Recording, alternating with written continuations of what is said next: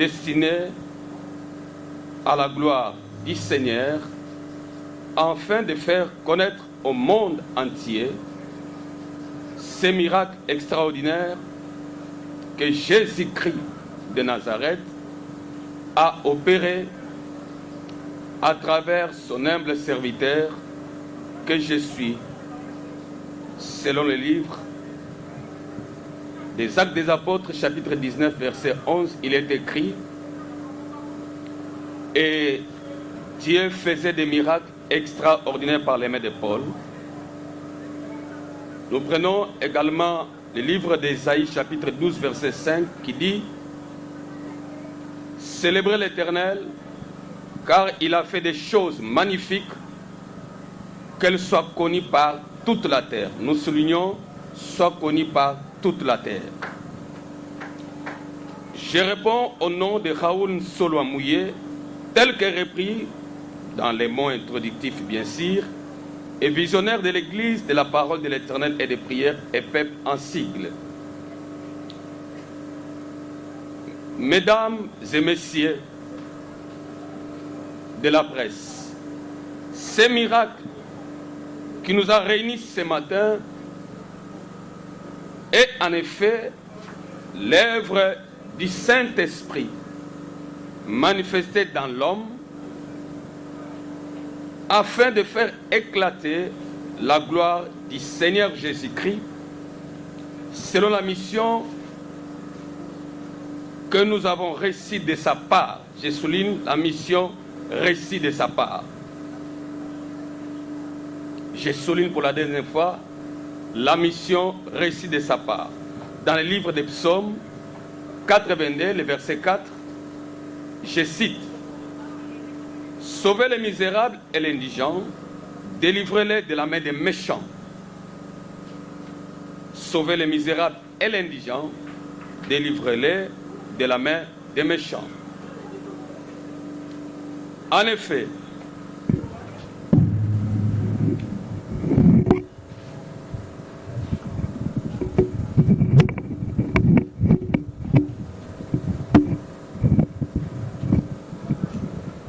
si de la part du Seigneur Jésus-Christ, la mission de sauver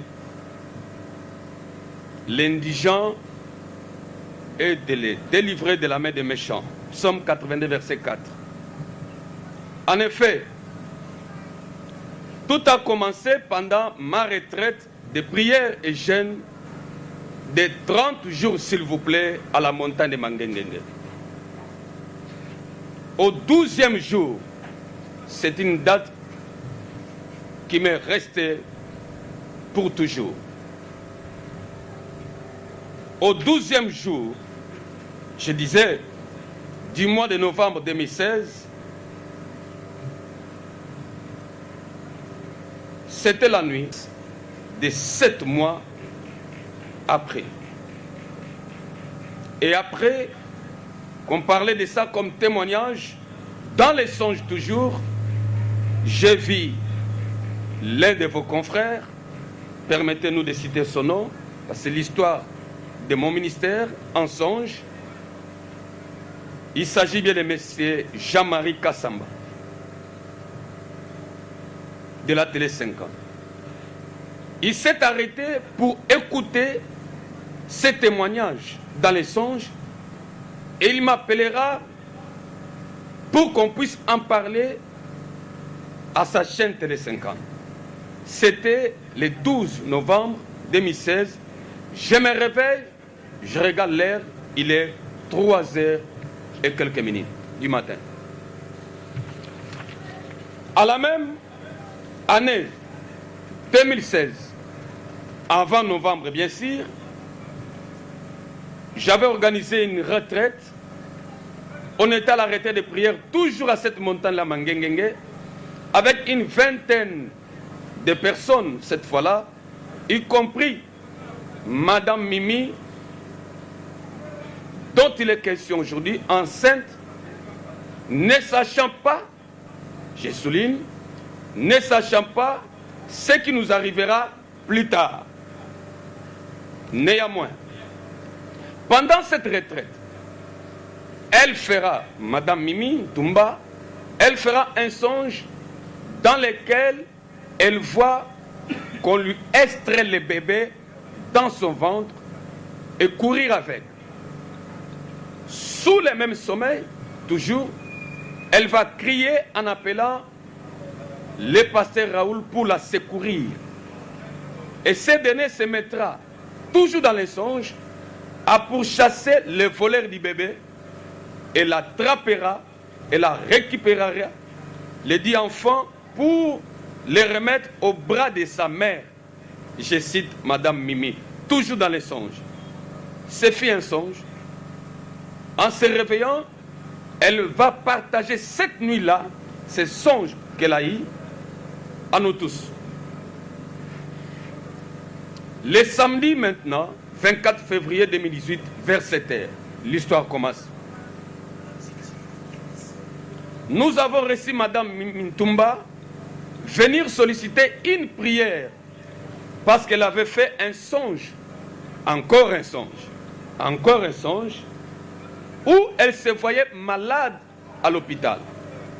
Après imposition des mains, bien sûr, pendant la prière, les esprits révéleront qu'ils avaient volé, entre parenthèses, faire disparaître une des jumelles fœtus pendant que la grossesse avait atteint 7 mois en 2016, s'il vous plaît, et que la prière de ce jour-là, c'est-à-dire samedi le 24 février 2018, 2 ans après, l'esprit confirmera,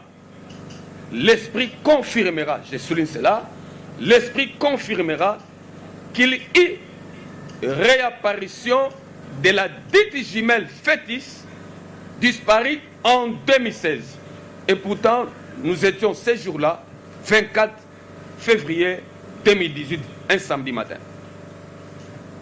La concernée, Madame Mimi, n'ayant rien compris de ce qui s'était passé pendant la prière, affirmera-t-elle,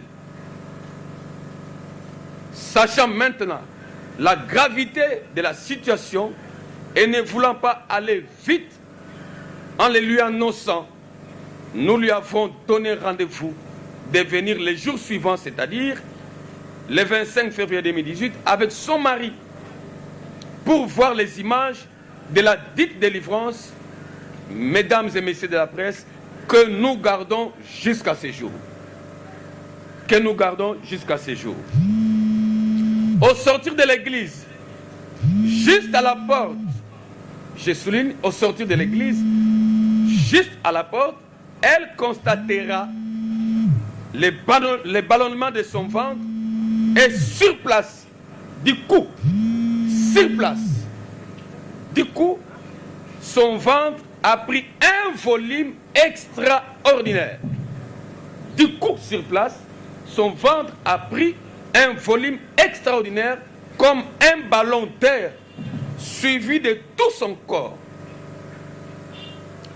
Dimanche le 25 février 2018, nous avons fait un test de grossesse rapide au centre de la santé Ebiko sur l'avenue Moukoko à Mumbele, qui confirmera la grossesse sans précision de l'âge du fœtus. Alors, le 2 mars de la même année, le docteur, il est vivant, va nous demander une échographie qui précisera alors que la grossesse était de 6 mois et quelques jours, donc allant vers 7 mois.